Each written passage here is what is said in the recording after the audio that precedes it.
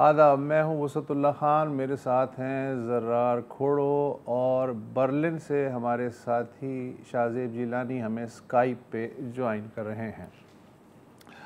General Bajwa तो चले गए, रिटायर हो गए, लेकिन उनका ज़िक्र रिटायर होने का नाम नहीं ले रहा, आज तक जारी है। पीटीआई वाले अभी तक नहीं थके, उनका नाम लेते लेते आज भी पीछे पड़े हुए हैं। दूसरी जानिब पंजाब में अजब धबड़धूस, बकौल शख्स धबड़धूस मची हुई है। वहाँ पीटीआई की और मुस्लिम लीग काफ की मखलूत हुकूमत है और आधे जो चौधरी हैं, पूरे चौधरी नहीं, चौधरी ऑफ गुजरात, आधे चौधरी जो हैं वो काफ वाले के एक धड़े के, परवेज़ इलाही धड़े के, वो पीटीआई के साथ हैं और जो बाकी आधे हैं शुजात धड़े के, वो इस वक्त तकरीबन न्यूट्रल चल रहे हैं, सियासी न्यूट्रल, अस्करी न्यूट्रल नहीं। अच्छा, लेकिन जो चौधरी ख़ानदान है वो असल में पंजाब की सियासत का नमक है। जिस तरह आटा या रोटी नमक के बग़ैर फीकी होती है, अगर पंजाब की सियासत से चौधरीयों को निकाल दिया जाए तो बहुत ही फीकी किस्म की सूरत हाल पैदा होती है। लेकिन चौधरी इस बात का ख़ास ख्याल रखते हैं कि जो सियासत है वो उनके सबब नमकीन ही रहे। ताज़ा तरीन जो तकरीबन बम फटा है या शुरली जो छोड़ी गई है वो वज़ीर आला परवेज़ इलाही के साहबजादे सपुत्र मोनिस इलाही की जानिब से इख्तिताम हफ्ता, जब उन्होंने कहा कि ये जो पीटीआई वाले पीछे पड़े हुए हैं बेचारे जनरल बाजवा के, तो ये बड़ी ज़्यादती कर रहे हैं और दरअसल ये जनरल बाजवा जो हैं पीटीआई के दुश्मन नहीं थे, उनके दोस्त थे। और ये उन्हीं की सलाह थी कि जब तहरीक अदम एतमाद आ रही थी अप्रैल में इमरान ख़ान के ख़िलाफ़, तो हमने उनसे पूछा कि भाई साहब क्या करें, बल्कि साहब जी क्या करें, तो उन्होंने कहा कि जनाब बेहतर तो ये होगा कि आप इनका साथ दें। बेचारे को रगड़ा दिया जा रहा है बिला वजह। अगरचे मोनिस इलाही ज़ाहिर है कि एक ज़िम्मेदार सियासतदान है, लेकिन फिर भी शुबा हो सकता है कि चूँकि जवां साल हैं लिहाजा हो सकता है कि बात कुछ और हो रही हो और इन्होंने कुछ और उसे समझा हो। लेकिन जब इनके अब्बा परवेज़ इलाही ने इसकी तौसीक़ की कि मोनिस इलाही जो कुछ कह रहे हैं वो कम बेश ठीक है, तब जाके हमें इत्मीनान हुआ कि गल वध गई है मुख्तारिया। परवेज़ इलाही से सुनिए। सच्ची बात है, जाते जाते अल्लाह ने हमारा रास्ता तब्दील कर दिया और उसमें रास्ता दिखाने के लिए अल्लाह ने बाजवा साहब को भेज दिया। अच्छा, बाजवा साहब ने उस वक्त जब मैंने बात की ना जी कि शरीफों से ये ख़तरात हैं, इतबार नहीं है, आपके साथ भी किया उन्होंने, कहते नहीं नहीं मेरे साथ तो छोड़े, लेकिन आपकी बात जो है वो आप खुद सोचें, लेकिन सोच के चलें और आपका और आपके दोस्तों का भी रास्ता जो है ना वो इमरान खान वाला बेहतर है। अच्छा, ये बड़ा मजेदार है क्योंकि सैमी भाई जब हंस रहे हैं ना, मेरे ख्याल शायद वो सोच रहे हैं कि यार इसका क्या मतलब है कि सारी पुरानी ट्वीटें डिलीट करनी होंगी मुझे। अच्छा, जब अपने साहबजादे ने एक बात की और बाप ने उस बात को इंडोर्स किया, तो फिर जाहिर है कि जो सबसे बड़े इत्तेहादी हैं इमरान खान साहब, उनके लिए और उनके हामियों के लिए बड़ी ऑकवर्ड सिचुएशन पैदा हो गई, इसलिए कि वो तो जनरल बाजवा को मुस्तकिल सान पे चढ़ाए हुए थे और उनका एक इत्तेहादी जो है वो जनरल बाजवा को डिफेंड कर रहा है। तो जाहिर है कि ये सवाल खान साहब के सामने भी आना था कि जनाब आपका क्या मौक़िफ़ है। वो तो कह रहे हैं कि जनरल बाजवा जो हैं प्रो पीटीआई थे और उन्होंने हमें ये मशवरा दिया कि आप इस मुसीबत के मौके पे पीटीआई का साथ दें, तो आप तो कहते हैं कि नहीं ऐसा नहीं है, वो तो शीरा लगाने के माहिर थे और उन्होंने जो है वो कहते कुछ हैं और करते कुछ हैं, तो ये क्या हो रहा है। तो फिर खान साहब ने इस तरह वजाहत की। मोनिस इलाही का बिल्कुल अलग एक्सपीरियंस हुआ होगा, उनको कहा गया होगा कि पीटीआई के साथ चलो, लेकिन वो दूसरा वाला जो चला गया नून लीग में, उसको भी कहा होगा कि उधर चले जाओ। ये जो डबल गेम चल रही थी, वैसे मैं आपको बताऊं जितनी डबल गेम जनरल बाजवा ने खेली है ना, यानी वो कभी किसी को कुछ कह, हमारे अपने लोगों को किसी को कोई पैगाम जा रहा है, किसी को कोई और जा रहा है, अजीब उसकी वैसे एटीट्यूड देखे। लेकिन हुआ क्या एंड में, फ़ायदा तो नहीं हुआ ना, एक्सपोज तो हो गए। तो ये है मामला। तो सवाल यार ये बताओ कौन किसको क्या बना रहा है? यार यही सवाल है। अच्छा मैं खुद बन रहा हूँ क्योंकि मैं तो मतलब पहले से ही हूँ लेकिन अब मजीद बन रहा हूँ। अच्छा पहले 2 क्लिप्स जो सुने ना मोरिस साहब का और परवेज इलाही साहब का, वो मैं बिल्कुल मुझे काफ़ी सिंपैथी हुई बाजवा साहब से कि यार इतने काम बंदा कर रहा है। मैं पहले के काम की बात नहीं कर रहा, मैं सिर्फ वोट ऑफ नो कॉन्फिडेंस के की बात कर रहा हूँ। कोई ढकी छुपी बात नहीं है कि सर आप खुद कह रहे हैं कि यार आप उनके साथ चले जाएं। हाँ अल्लाह ने हमारा रात तब्दील कर दिया और जनरल बाजवा को भेजा, छोटी बात नहीं है। वो मुझे काफ़ी सिंपैथी हो रही थी कि एम ही झगड़ा हो रहा है, रग रहा है बेचारे का। लेकिन फिर मैंने खान साहब का क्लिप सुना।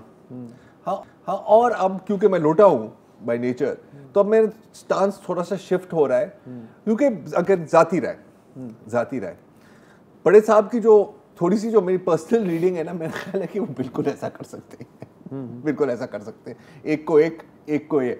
अच्छा सवाल बनता है अगर हम चले इस हाइपोथेसिस को मान लेते हैं कि जी बाजवा साहब ने डबल गेम खेली है। हाँ चौधरी शुजात से कुछ और बात की है, परवेज इलाही और उनके बेटे से कोई और बात। तो पहले तो आप अपने आप को बहुत ही बड़ा मास्टर प्लानर समझे होंगे क्योंकि इसमें आपने फर्ज कर लिया है कि चौधरी परवेज इलाही और चौधरी शुजात साहब ने एक दूसरे से बात नहीं करी। हाँ एब्सोल्युटली, हाँ बिल्कुल नहीं। वो मतलब अलग अलग कमरों में बैठते हैं, वो तो एक दूसरे की शक्ल देखने पसंद नहीं करते। ठीक है, पहली अजम्पशन ये है।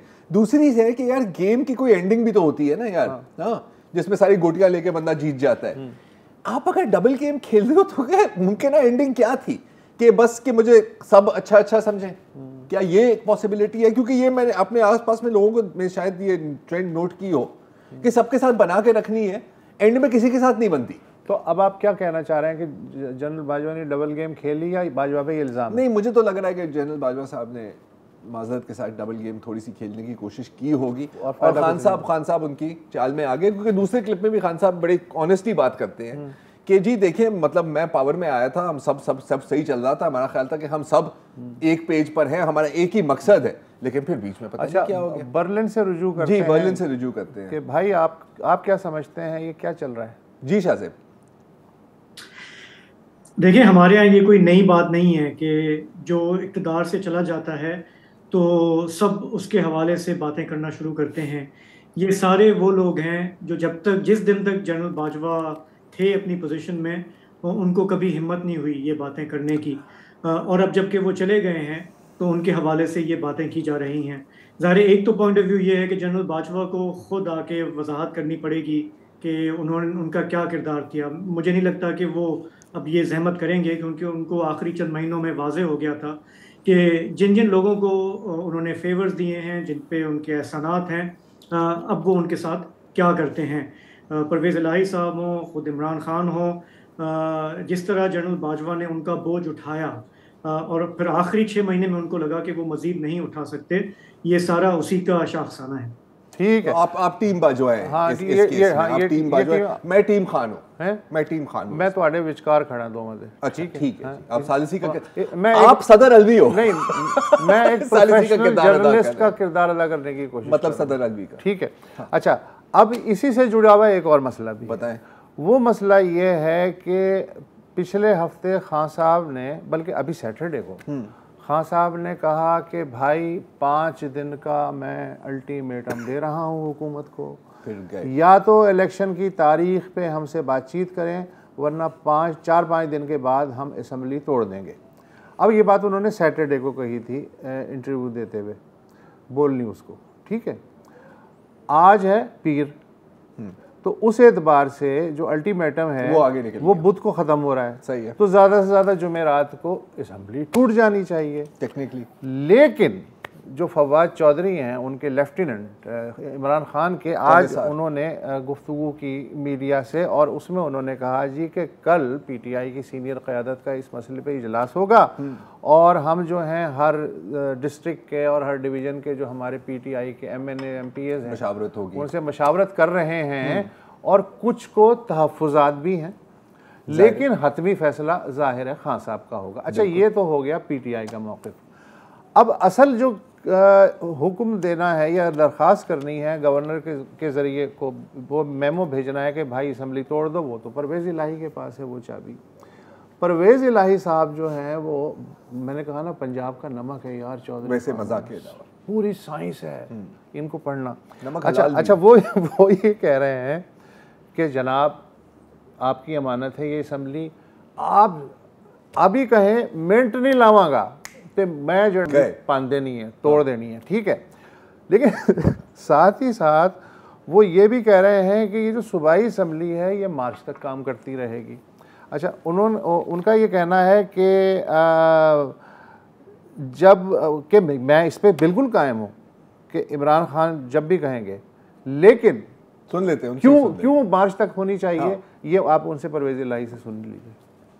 तो खान साहब को पूरा इत्मीनान है और किसी इत्मीनान से उन्होंने बात की, तो मैंने कहा जी कि जब मैंने ओथ ली ना, मैंने कह दिया कि मैं 1 मिनट नहीं लगाऊंगा असम्बली तोड़ दूं। अब भी मेरा यही है हाँ साहब, इनके साथ, इमरान खान साहब के साथ, कि जब कहेंगे तोड़ देंगे। लेकिन साथ ये है, मैंने कहा जी आप ये तो हो गया ना फैसला, और अब आपने सोचना है कि इसमें फायदा क्या है, नुकसान क्या है। उस हवाले से हमें बैठना है। वो बैठे, पहले तो अपने एमपीएस की बात की, उन्होंने कहा जी कि हमारा इलेक्शन तो आपने लड़ा था पहले भी, तो आप अब 4 महीने तक ये इसकी वजह से अनफॉर्चुनेटली अल्लाह ताला ने आपको नई जिंदगी दी, तो आप खड़े नहीं हो सकते। जब खड़े हो जाएंगे तो फिर बैठ के ये बात दोबारा कर लेंगे। लेकिन क्या ये बात सही है? फिलहाल 4 महीने के लिए तो बिल्कुल यार, वो अंग्रेजी का जो मुहावरा यहाँ फिट होता है, कौन सा वाला? He will sell him for a song। यार हो सकता है, लेकिन ये ऐसा होगा नहीं, क्योंकि इनको भी पता है कि अब वो दूसरी साइड के साथ डील मुश्किल है, और नून लीग और काफ लीग के साथ तो डील वैसे ही यार आपको पता है। हाँ नहीं, लेकिन खुद फवाद चौधरी कह रहे हैं कि हमारे जो है गैर रस्मी मुज़ाकरात हुकूमत से चल रहे हैं, और हम चाह रहे हैं कि वो जो है मार्च तक की कोई डेट वेट दे दें। चलें ठीक है, हम कह रहे हैं ये कालीन 5 लाख का है, 5 लाख भले आप ना दें, लेकिन 2.5 लाख में तो हरियाणा ना, कम से कम 3 पे तो आप नहीं देखें। अब देखें, एक चीज़, 2 चीज़ें तो काफ़ी टाइम से क्लियर है कि इंतखाबात अगले साल ही होंगे, ठीक है। और मेरा ख्याल है कि परवेज़ इलाही साहब का जो रोल है इसमें वो भी बड़ा वाजे है कि एक ब्रिज बने। अब आप इनकी बाकी भी बातें सुने, ज़ाहिर है हम सारी क्लिप्स नहीं चला सकते कि जी देखें ये बाजवा साहब को मीर जाफ़र मीर सादिक नहीं कहना चाहिए था, मैं एक फ़ौजी अफसर के ख़िलाफ़ FIR कैसे दर्ज करा सकता हूँ, इलेक्शंस अगले साल होने हैं। तो मैसेज मेरा ख्याल है कि जब इनकी बात होती है, हिज़्ब इख्तिलाफ का इस्टेब्लिशमेंट ही चेहरा है। हाँ बिल्कुल। अच्छा, और ये भी ज़रूरी है, बिकॉज देखिए चेंज ओवर आया है ना, आपने टेम्पो को भी नीचे लाना है। एक बंदा ऐसा भी होना चाहिए। ऐसे आपके पास होने चाहिए। देखिए सदर अलवी एक अपना उनका किरदार है, और शबरेज लाइन ने उनके बारे में भी जिक्र किया था, एक हम पे भी इंटरव्यू, एक बोल पे भी इंटरव्यू, अगर दोनों को आप देखें तो वो कह रहे हैं कि जी काफ़ी रास्ते खुले हैं। तो अभी तो आप वेट एंड सी करेंगे ना, तो इनका जॉब है कि खान साहब को थोड़ा सा हाथ पकड़ के उनको समझाएं कि जी देखिए, माना कि बहुत बुरा हुआ है, सब कुछ बहुत बुरा हुआ है, लेकिन देखें अभी मतलब फल पक रहा है दरख्त पर, ये गिरना तो आपकी झोली में ही है, तो क्यों ना वेट कर लें। मार्च में इसलिए शायद ना हो पाए कि मार्च में रमज़ान आ रहा है, तो वो किसी भी ने खान साहब से ये भी पूछा था कि सर वो रमज़ान और ईद कहने लगे क्यों, क्या मतलब है, रमज़ान में वोटिंग नहीं हो सकती? हाँ, आप दूसरे काम कर सकते हो तो आप वोट भी कर सकते हैं, ये हो सकता है। देखिए अब परवेज़ इलाही की अपनी भी तो स्टेक्स है ना इसके अंदर। हाँ, देखिए अब आप परवेज़ इलाही की यार वैसे पोजीशन देखें, अब ये इनकी पॉलिटिकल मैन्यूवरिंग को सल्यूट है कि वैसे तो पार्टी को इतनी बड़ी नहीं है, नून लीग है एक तरफ और एक तरफ है PTI। आप PTI में इत्तेहादी हैं, लेकिन आप उसके अंदर जम नहीं हुए, जो एक बहुत बड़ा खतरा भी होता है ना, कि आप एक बड़ी पार्टी के साथ जब इत्तेहाद बनते हैं तो कभी कभी आपकी पार्टी को वो निगल जाती है। अच्छा, वो बने हैं अभी चीफ मिनिस्टर कब बने? चीफ मिनिस्टर अभी 3-4 महीने ही हो गए। सर कोई काम भी तो करने दें, हाँ, कोई बेस बनाने दें। आप टीवी पर जो एड्स देखते हैं पंजाब हुकूमत के, वो एवं ही नहीं आ रहे होते, वो देखने होता है कि सर लुक एट मी, मैं कितना काम कर रहा हूँ, और वाकई इनका रिकॉर्ड भी अच्छा है 1122।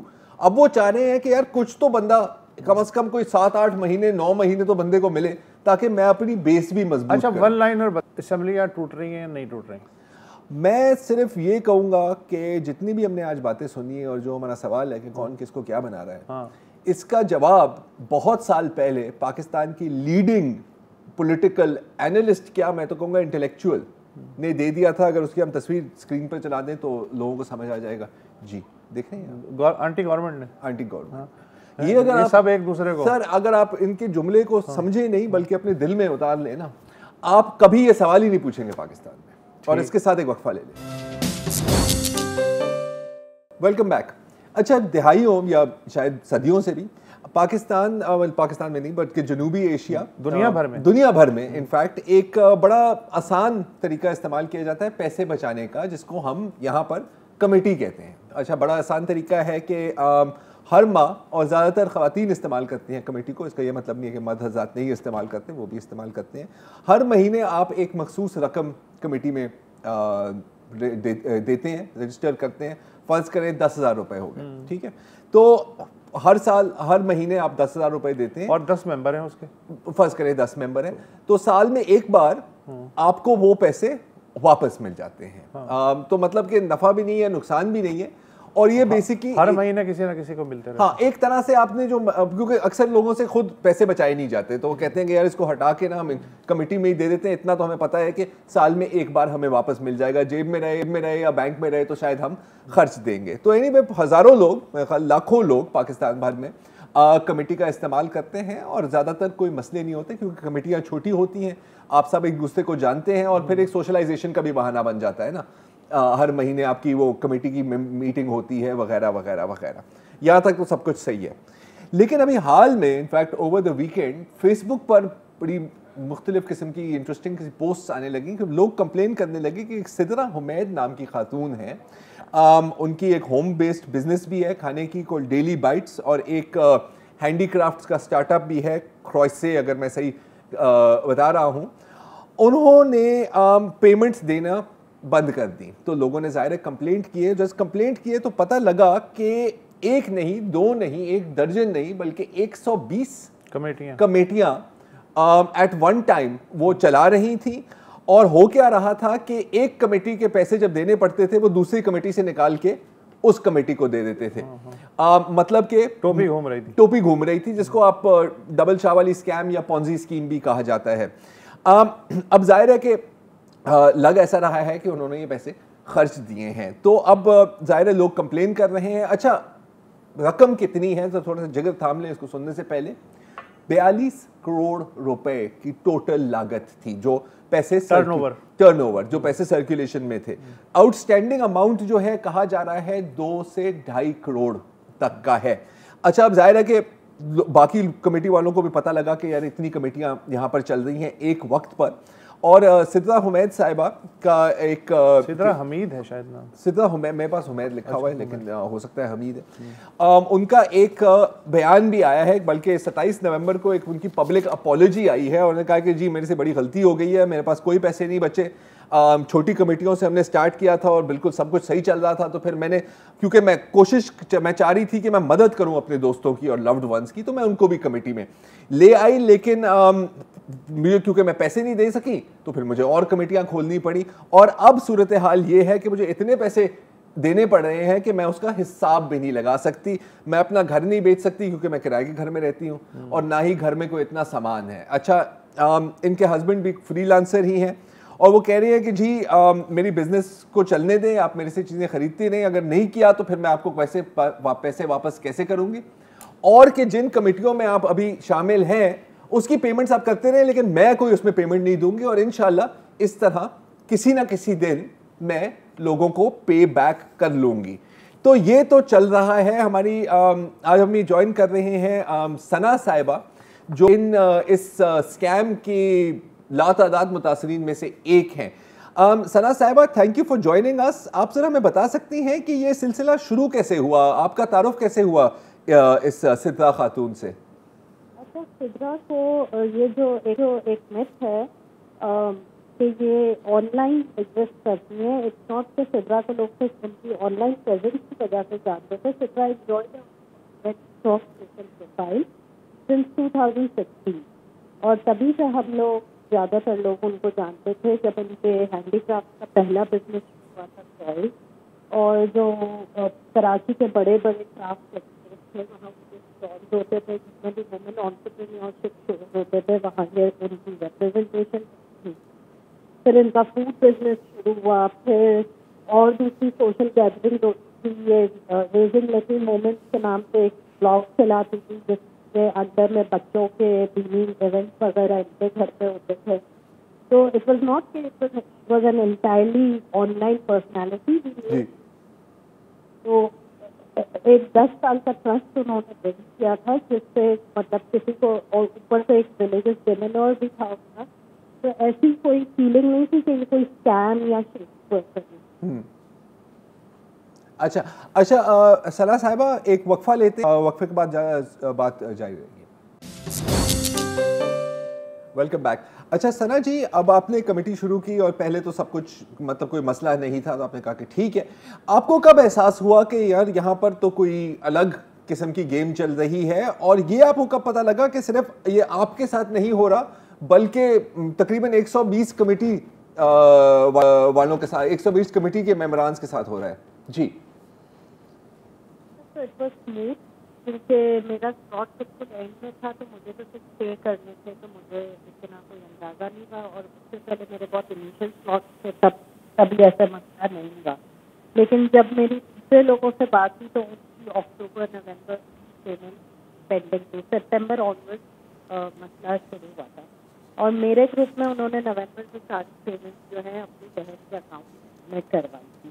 पहली बार मुझे अगस्त में थोड़ा झटका लगा जब मेरा एक स्लॉट था, और उन्होंने मुझे ये कहा कि थोड़ी सी डिले मिलेगी क्योंकि कुछ लोगों की सैलरी डिले हो गई है। लेकिन बाद में मुझे पता चला कि उन्होंने उनसे प्राइवेट मैसेज पे पैसे ऑलरेडी अपने अकाउंट में ट्रांसफर करवा लिए। तो वहाँ से खटका लगा, लेकिन इवेंचुअली मुझे प्रेशर डालने के बाद मिल गए थे, तो फिर मैंने उसको श्रग ऑफ कर दिया, ज़्यादा उसके ध्यान नहीं। लेकिन फिर नवंबर में उन्होंने 22 तारीख को मुझसे अपनी बहन के अकाउंट में पैसे ट्रांसफ़र कराए, और 5 दिन बाद 27 को जो है उन्होंने खुद अपनी अपॉलॉजी पोस्ट डाली कि मेरा ये बैंकरप्सी है या मेरे पास पैसे नहीं है और मैं अभी पैसे पे नहीं कर पाती। उस वक्त भी ये सोचा कि कोई मिसमैनेजमेंट हो गई होगी, लेकिन फिर जब पैनिक फैला और लोगों ने उनकी भी पोस्ट करते थे एक दूसरे से कनेक्ट किया, तो ये पता चला कि ये 2-4 ग्रुप की बात नहीं है, ये 10-20-30 लोगों के पैसे नहीं सकते, ये 1.5-2 लोगों के पैसे। अच्छा, तो और इस दौरान मेरा ख्याल है कि आप लोगों का ये भी ख्याल था कि अब ये जो इनका जो सोशल मीडिया प्रेजेंस थी जिसका आपने जिक्र किया, इंस्टाग्राम, अच्छा घड़ियाँ, महंगे फ़ोन वगैरह वगैरह, तो आप ये देखो क्या ख्याल था कि इनके पास पहले से ही पैसे हैं या फिर बाद में आपको पता लगा कि यार ये तो सारे आपके पैसे हैं जिनके साथ ये खेल रही थी? जी, हमने यही सोचा इनका कोई फैमिली बिजनेस होगा, क्योंकि ये लोग ये पोर्ट्रे करते थे ये, और बहन के इनके अब्बा बड़े तगड़े मैन हैं, बड़े वेल सेटल्ड हैं, और जो नॉर्मल इनकी सोशल गैदरिंग और सोशल पोस्ट होती थी, प्लस हमें यही लगा उनके हस्बैंड कमाते होंगे, और जो इनका अपना हैंडीक्राफ्ट का बिजनेस था उसकी काफ़ी अच्छी रेपुटेशन थी, तो उससे वो कमाती होंगी। हमें ऐसा ही लगा, क्योंकि जाहिर है आप इतना ध्यान तो नहीं देते कि सब कहाँ से आ रहे हैं। तो अब उसका क्लेम है कि मैं जो है रेंट के घर पे रहती थी, हालांकि उससे पहले उनकी पुरानी पोस्ट खंगाली और लोगों ने पर्सनल कॉन्वर्सेशन शेयर की, तो ये भी बात पता चली कि ये पहले इस क्लेम पे भी पैसे दे चुकी हैं कि मुझे घर की इंस्टॉलमेंट भरनी है, मेरा घर बन रहा है। तो this is also very shady कि इनका घर है या ये वाकईतन लड़की है। हाँ। अच्छा, तो अब ये जो सिद्रा है इनका एक फेसबुक पर स्टेटमेंट भी इनकी आई है सोशल मीडिया पर कि कुछ रकम इन्होंने वापस अदा की है, आपको कुछ मिला? नहीं, मुझे कुछ नहीं मिला। वो जो उन्होंने रकम अदा की है वो लोग हैं जो बहुत छोटी साइकिल से थे, 5,000, 10,000 वाले, 20,000, मैक्सिमम जो मुझे लार्जेस्ट वेरीफाइड अमाउंट पता है वो 45,000, 50,000। तो मतलब जो सबसे कम अमाउंट से वो दे रहे हैं। अच्छा सना साहिबा, आखिरी सवाल, अब इसके बाद आपने क्या करना है? क्योंकि अब जाहिर है कि आपको पता है कि आप अकेली नहीं है, कोई 10-12 लोगों की बात नहीं है, ये तो शायद कोई 1000 से ऊपर लोगों की बात है। तो क्या कोई FIR, क्या कोई कानूनी कार्रवाई के बारे में आप सोच रहे हैं?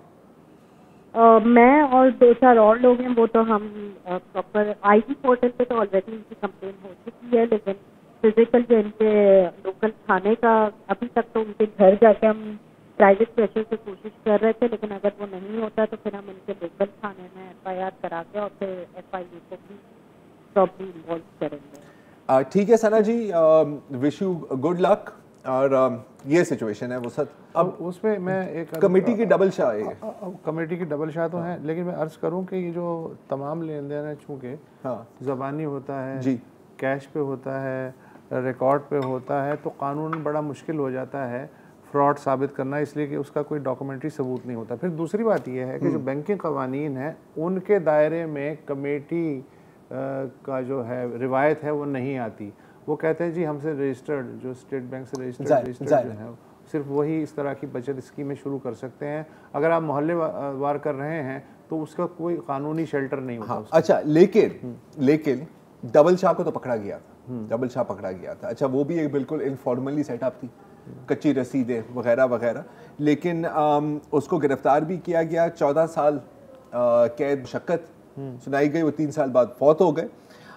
लेकिन अनफॉर्चुनेटली, हालांकि बीच में खबर आई थी कि नेशनल अकाउंटेबिलिटी ब्यूरो के पास डबल शाह का केस किया था, और बीच में खबर आई थी कि कुछ रकम वापस अदा की गई है।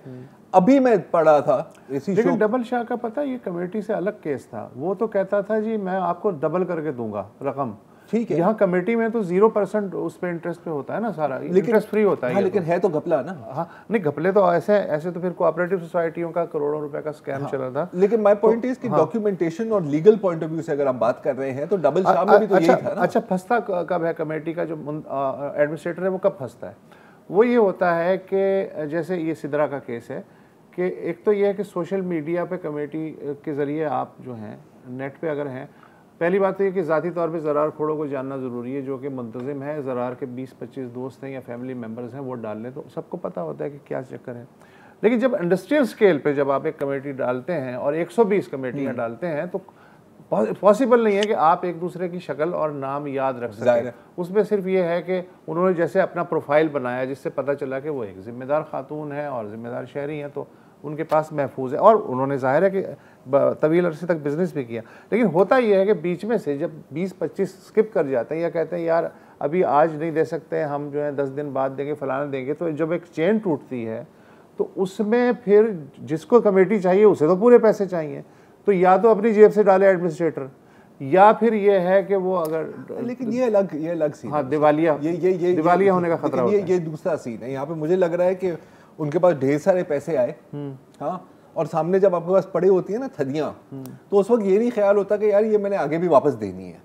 अब कहते हैं यार इसको खर्च लेते हैं, चलिए इतने आईफोन ले लेते हैं, चलिए हम रोड ट्रिप पे चले जाते हैं। जो आप बात कर रहे हैं वो है जब कमेटी मेंबरान पैसे नहीं अदा करते और एक कैश का क्रंच हो जाता है ना। बहुत कमेटीज हैं जो बाकायदा दिन का जुर्माना भी लगाते हैं अगर आप ओवर द डेट चली जाए ना। तो इन चीजों को छोटा ही आप रख सकते हो, बड़ा करोगे तो मसला होगा। जाती तारुफ जरूरी है, जाती तारुफ जरूरी है, लेकिन कभी कभी जाती तारुफ भी काफी नहीं होता।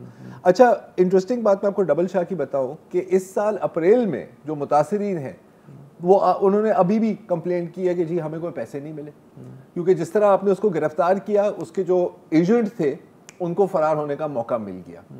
अच्छा, मैं आपको एक इंटरेस्टिंग चीज़ बता देता हूँ। अब इसी मौजू पर हम बात कर रहे हैं। हम अक्सर इस तरह की जो स्कैम्स होते हैं इनको हम कहते हैं पॉन्जी स्कीम। तो अगर आपने कभी सोचा है कि क्यों पॉन्जी, एक तो बता दो कि जो नए सरमायाकार होते हैं, हाँ, उनसे पैसे लेके जो पुराने सरमायाकार हैं उनको प्रॉफिट दिया जाता है, यानी अहमद की टोपी महमूद के सर घुमाई बेसिकली ऐसा है। बुनियाद इसकी ये है, निचोड़ इसका ये है। तो कोई अराउंड 1920s में अमेरिका में एक इटालियन शख्स थे जिनका नाम था चार्ल्स पॉन्जी, मुख्तलिफ नामों से जो जानता था। और उसने ये बिजनेस शुरू की कि जी आप मेरे साथ इन्वेस्ट करें, मैं आपके पैसे डबल कर दूंगा। इनफैक्ट उसका ये होता था कि 45 दिनों में 50% मुनाफा, और अगर 90 दिन तक आप रखो तो आपको 100% मुनाफा मिलेगा। और जाहिर है कि ये फ्रॉड था, क्योंकि जो रूल होता है ना कि जब आपको कोई when something is too good to be true, तो वो ना गुड है ना ट्रू है, सीधी सीधी बात है।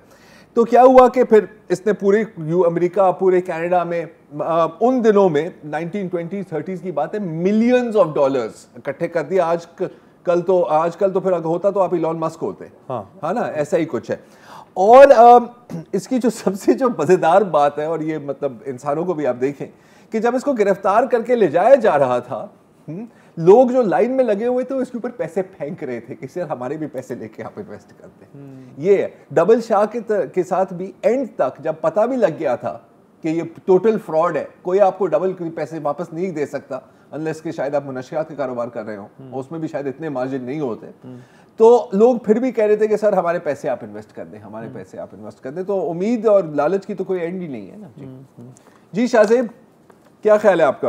आपने कभी कमेटी डाली? हेलो जी ज़रार, आप मेरा ख्याल है मुझसे पूछ रहे हैं। मुझे जी। आपकी आवाज़ हल्की हल्की आ रही है, और जो हमारी सना, मेरा ख्याल है आप बात कर रहे थे। मेरा सिर्फ इतना सा सवाल है कि जब ज़ाहिर है कि लोग गैर रवायती तरीक़ों से लेन देन करते हैं या बचत भी करते हैं, तो फिर कानूनी चारागोई कैसे करेंगे? और जहाँ तक मैंने देखा है, शायद इस केस की भी अभी FIR नहीं हुई है। नहीं तो हुई। ये कैसे इंसाफ का दरवाज़ा कैसे खटखटाएंगे? क्योंकि 40-42 करोड़ कोई मामूली रकम नहीं है। ये एक मसला है। अगेन जो क्लोजेस्ट हमारी जो इसमें एग्जांपल बनता है वो मेरा ख्याल है कि डबल शाय का ही बनता है, उसमें आखिरकार नेशनल अकाउंटेबिलिटी ब्यूरो आएगी। लेकिन बिल्कुल मैं आप दोनों से अग्री करता हूँ कि इस केस में ये और भी मुश्किल होगा। बहरहाल सिर्फ इतना कह सकते हैं, देखें ये जो हुआ है ये किसी के साथ भी हो सकता है, तो हमें ज़्यादा सुपीरियर फील करने की जरूरत पाकिस्तान नहीं में है। इतने बड़े बड़े स्कैम हो चुके हैं कि मुझे तो ये बहुत ही छोटा लग रहा है। आपको वो DC मटियारी साहब याद आ रहे होंगे? हाँ, बहुत ही लोग और इस तरह के हजारों। पंजाब में एक जो कोऑपरेटिव का स्कैंडल हुआ था उसमें तो बिलियंस। उसमें बिलियंस। अच्छा, एक थे चंद मौलानाओं का सिंडिकेट जी, वो जो है शरई जो है इन्वेस्टमेंट के नाम पे उन्होंने इकट्ठे किए करोड़ों रुपए, और उसके बाद गैर शरई तरीके से फरार हो गए। वो तो अभी कोई 10-12 साल पहले की बात है। तो ये 42 तो जहाँ 1000 कहानियाँ अब 1001 वक्फा ले लीजिए। पाकिस्तान में जो पिछले चंद दिनों में हमने देखा है, सियासी बयानबाजी में रद्द-बदल आया है। उसमें शेख रशीद साहब का भी एक बयान आया, और बड़ा ये हैरत हुई देख के कि उन्होंने कहा कि जी पाकिस्तान को जो सबसे बड़ा मसला है वो माशी है। तो लगता है कि कहीं से कोई इशारा गया है कि हमें माशी चैलेंज को पहले हल करना है, इससे पहले कि हम इलेक्शन की तरफ जाएं। आज अगर आप पाकिस्तान स्टॉक एक्सचेंज को देख लें तो वहाँ पे नुमाया गिरावट हमें देखने को मिली। इसके अलावा जो हमारे फॉरेन एक्सचेंज रिजर्व्स हैं, यानी कि ज़र मुबादला के ज़खायर, वो भी अब पहली बार जो है $7.5 अरब तक गिर गए हैं। इसके अलावा हमने देखा कि जी हमारे यहाँ पिछले दिनों में हमने देखा कि हमारे पास $1 बिलियन जो है उसकी हमने किस्त अदा की इंटरनेशनल बॉन्ड्स की। 500 मिलियन आए हमारे पास इंटरनेशनल इंफ्रास्ट्रक्चर इन्वेस्टमेंट बैंक के, और फिर सऊदी अरब ने भी कहा कि जी जो कर्जे आपने अभी वापस करने थे 3 अरब, फिलहाल आप वो रखे रहें। लेकिन इस तमाम के बावजूद माशी बेचैनी कायम है, बल्कि बढ़ रही है। और उसकी बड़ी वजह यह है कि जो IMF का एक विजिट होने वाला था अक्टूबर में, वो नहीं हुआ। फिर नवंबर में होने वाला था, नहीं हुआ। दिसंबर में मुश्किल लगता है कि होगा, आगे क्रिसमस आ रही है। तो इसकी वजह यह है कि जो इसहाक डार साहब ने जुमे को बयान दिया था कि जी हम IMF से डिक्टेशन नहीं लेंगे, और इसका मार्केट पर बड़ा असर पड़ा है। लोग देख रहे हैं कि इसहाक डार साहब क्या सोच रहे हैं। हमारे साथ हमारे बहुत ही क्रेडिबल सीनियर माशी माहिर हैं, खुर्रम हुसैन। खुर्रम, सबसे पहला सवाल आपसे ये कि ये जो मरीज है पाकिस्तान जो ICU में पड़ा हुआ है इतने अरसे से, पहले मिफ्ता इस्माइल साहब ने इसे टैकल करने की कोशिश की, फिर डॉक्टर को बदला गया और इसहाक डार साहब को लाया गया, लेकिन लगता है कि उनकी भी दवाई कोई असर नहीं कर रही है। जी, एक्चुअली दवाई तो एक ही थी शाहजेब। मिफ्ता साहब ने जो प्रोग्राम IMF का साइन किया था, वो प्रोग्राम पाकिस्तान 2021 से स्ट्रगल कर रहा था स्टार्ट करने के लिए, अप्रैल 2021। अब वो फाइनली जब हुआ है स्टार्ट, तो फौरन उन गवर्नमेंट ने फाइनेंस मिनिस्टर बदल दिया और मिफ्ता साहब को हटा के डार साहब को ले आए। और डार साहब की इतनी ज़्यादा क्रेडिबिलिटी है नहीं इंटरनेशनल फाइनेंशियल इंस्टीट्यूशंस में, चाहे वर्ल्ड बैंक हो चाहे IMF हो, क्योंकि वो उनको याद है कि जिस तरह माजी में जब उन्होंने डार साहब के साथ डील किया है कि वो अपने वादों पे उस तरह से कायम नहीं रहते, और नंबर 2 IMF की एडवाइस से हट के उनकी अपनी जो थिंकिंग होती है उसको अप्लाई करने की कोशिश करते हैं। तो जब ये वाला चेंज ओवर आया है तो एकदम से इन सारे इदारों का रवैया तब्दील हो गया पाकिस्तान की तरफ, सख्ती आ गई थोड़ी। उन्होंने कहा कि यार जो काम हमें कहा गया था कि ये लोग करेंगे वो अब आप पहले करके दिखा दें, इस किस्म की चीज़ें, कंडीशन वगैरह आनी शुरू हो गई। और अपनी तरफ से डार साहब ने उसके ऊपर रिएक्ट किया एंड लग रहा था उन्होंने फ्राइडे को भी एक इंटरव्यू दिया है जिसमें उन्होंने इसको एक ईगो का मामला बना दिया कि मैं इनसे डिक्टेशन नहीं लूँगा, मैं इनसे मिन्नतें नहीं करूँगा, ये बातें करने लग गए। तो जुमे के बाद अब ये फीलिंग एक मार्केट में फैली है कि पाकिस्तान और IMF के दरमियान एक, जैसे इंग्लिश में कहते हैं, इम्पास आ गया है। उनकी जो टॉक्स हैं वो किसी नतीजे पे की तरफ जा नहीं रही। डार साहब अपनी तरफ डट के खड़े हो गए हैं और IMF कह रहा है कि अगर आप नहीं मानते तो फिर आप रहने दें हमारे प्रोग्राम को। डार साहब ने तो अपने जुमे के इंटरव्यू में कह दिया बड़े खुल के, इनफैक्ट ज्यादा ही खुल के, कि नहीं मानते तो ना माने, ठीक है कोई बात नहीं, मैं कहीं और से ले आऊंगा पैसे। बहुत खूब।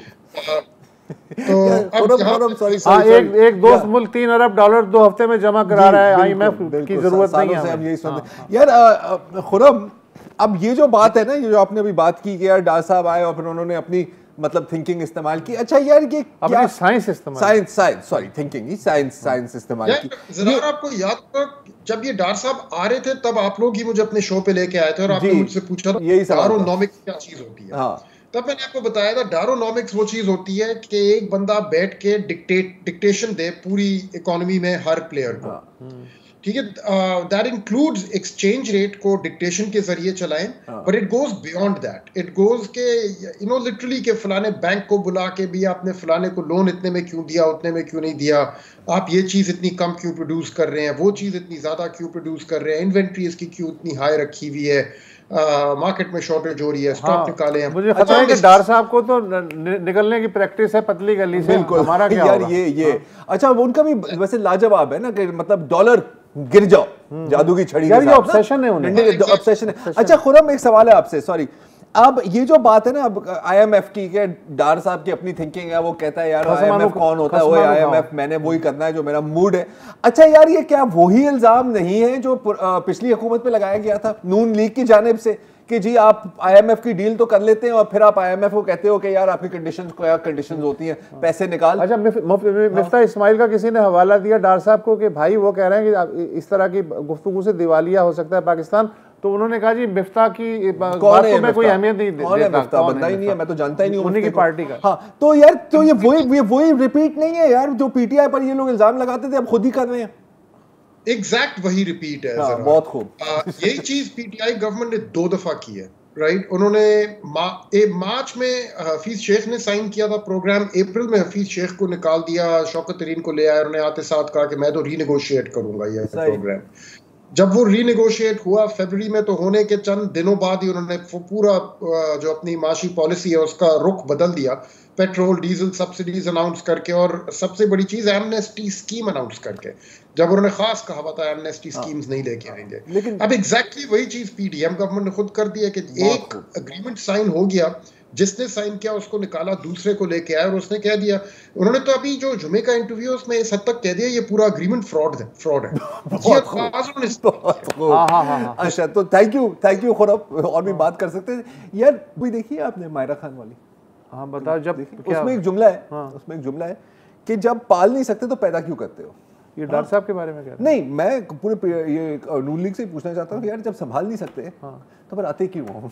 लेकिन नहीं यार, साड़ा बंदा है, साड़ा बंदा। मसला ये है मुल्क तो साड़ा बंदा तो निकल जाएगा, हमारा क्या होगा बॉस? मुल्क जाए पानी में, साड़ा बंदा है। ये तो ये जो है करके आपने पॉजिटिव नोट दे दिया तो फिर शो भी आप क्लोज ही कर दें। पॉजिटिव नोट तो ये बिल्कुल है, और मैं जो हूँ डार साहब के साथ हूँ यार। देखो उधर है IMF सूटकेस में, उधर है, आप चाह रहे हैं कि लंदन आप जाएं उनके साथ, उधर है IMF, इधर खड़ा हुआ तीली पहलवान, ओए तू मेनू जानना नहीं, मैं की करना है तेरे नाल। अब वो IMF बेचारा वो भी कह रहा होगा यार, हंस भी नहीं सकता ना वो तो। और कितने मिन्नत समाजत से जो है वो गए थे कि यार ठीक है। और बेसिकली होता ही है कि IMF ने क्या दिया, $7 बिलियन का पैकेज है, कुछ नहीं, $1.5 बिलियन की किस्तें हैं। लेकिन उससे फ़ायदा ये होता है कि बाकी जो ममालिक हैं और इदारे, उनका इत्माद हो जाता है कि भाई अगर IMF डील कर रहा है तो हम भी डील कर रहे हैं। ये उधर से गए तो फिर इधर से भी गए, ओए IMF महंगा पड़ेगा। अच्छा, और ये जाहिर है कि ये तो होंगे नहीं, हम ही होंगे, तो फिर ठीक है भुगतेंगे। और इसी पॉजिटिव नोट पे जाहिर है प्रोग्राम भी ख़त्म किया जा सकता है, ख़त्म कर दीजिए।